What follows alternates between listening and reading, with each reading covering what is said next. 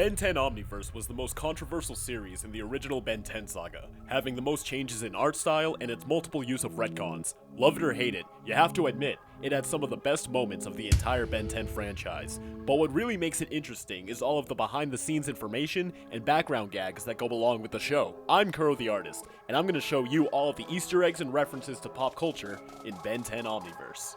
It's hero time!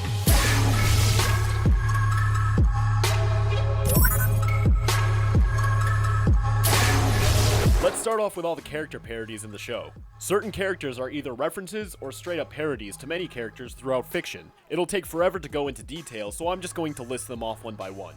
You can see a facehugger from the Alien franchise in the two-part finale of Season 1 of Predators and Prey. There is also a character called I Am Worfsel. It's a reference to two famous portrayals of actor Michael Dorn, Worf from Star Trek and I Am Weasel. He even voices the character himself. A few other character parodies are also voiced by their original voice actors, such as Cow and Chicken, Billy, and Bazelle, being a reference to Mumbo from Teen Titans. Brick and Morty are also a reference to the Adult Swim cartoon Rick and Morty, but only by name. You can see characters that resemble Raven and Jinx in Gwen's school. Thunderpig is an obvious reference to Thundercats. He even parodies the iconic cry, Thunder! Thunder! Thundercats! Thunder! Thunder! Thunderpig! Humongousaur's Predator is also based on one of the creatures from the Jurassic Park franchise. Festina is based on the character Crasher from the GoBot series. One of the Waybads wears an outfit similar to Scanty from Panty and Stocking with Garter Belt, whatever that is. Two of Jerry Rig's species are parodies of the hosts of the Car Talk show. Ultimate Albedo is definitely a visual parody of MODOK from Marvel. Ben's LeBeau form is renamed Blitzwolfer after Ben sees Wolf Blitzer, a real-life CNN newscaster, on television after being embarrassed by Kai bringing up the name Ben Wolf. Cthulhu's name comes from Cthulhu, and Cujo's name comes from Cujo, from one of Stephen King's novel. There's two twin ectoneurite girls in Ziscare's castle that parody the two twin girls in The Shining. In Undertown sewers, there are two fish that resemble Magikarp and Gyarados from the Pokemon franchise. Coughing is also parodied twice, one with Ultimate Gravitax's little sentient orbs that float around him, and the basis of Gutrot's design.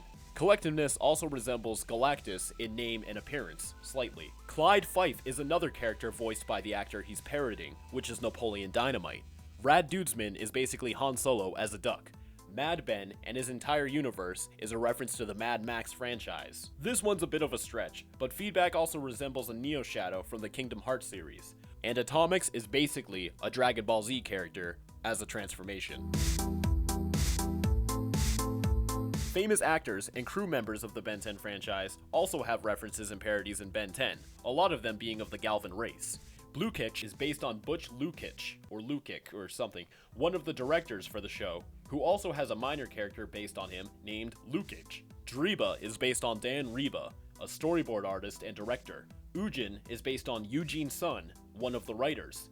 Luli is based on Len Uli, another writer, and Duffy comes from the great Dwayne McDuffie. Magister Patelliday is based on Don Knotts' character in The Incredible Mr. Limpet, a movie about a man who becomes a fish. He also mentions having a girlfriend named Patelliday, a reference to Thelma Lou, the character of another Don Knotts character, Barney Fife. Mr. Bauman has two different references, the first being Mr. Whipple, a fictional supermarket manager in the Charmin toilet paper commercials. New Lush Plus Charmin, more squeezably soft than ever. And whenever he interacts with the younger Ben, their relationship can mimic Mr. Wilson and Dennis the Menace. This one is also played straight, but I think it's worth bringing up anyways. At Friedkin University, there's a statue of Edgar Allan Poe, right in the middle of the campus. Grimlock's sword and Lockdown's hook from Transformers Animated are shown in Kyber's ship's trophy room. In Hot Stretch, when the Knasalarans are playing in the street, you can see a truck that has the same color scheme as Optimus Prime. In the Undertown sewers, there is graffiti that pays homage to Regular Show. In the episode in American Ben Wolf in London, there's tons of references, such as a TARDIS being on the corner of a street, and a sign that says Howl's Castle Moving in Storage, a reference to Howl's Moving Castle, one of Miyazaki's most acclaimed films. There is also a weeping angel shown in the graveyard. In the Alien Artifact Museum in the episode Fight at the Museum, you can see a monolith from 2001: A Space Odyssey. Also in the background, there are Daleks and Cybermen, and if that's not enough Doctor Who references for you, The device that Azimuth uses against Albedo is a reference to the 11th Doctor's screwdriver.